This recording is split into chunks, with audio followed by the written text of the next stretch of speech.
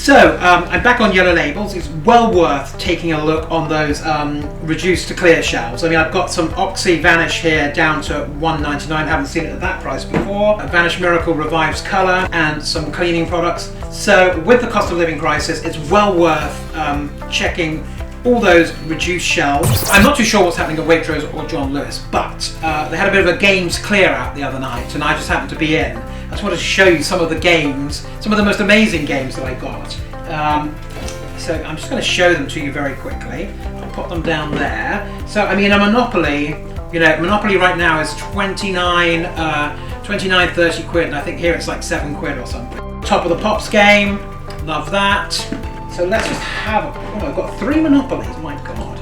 I've got 3, let's just have a quick look and see. Yeah, so that's $25.99 down to $8.99. Can't quite understand Waitrose thinking on this. This was in October, you know, coming up to Christmas. I know that Tesco's has these for $28.99 right now.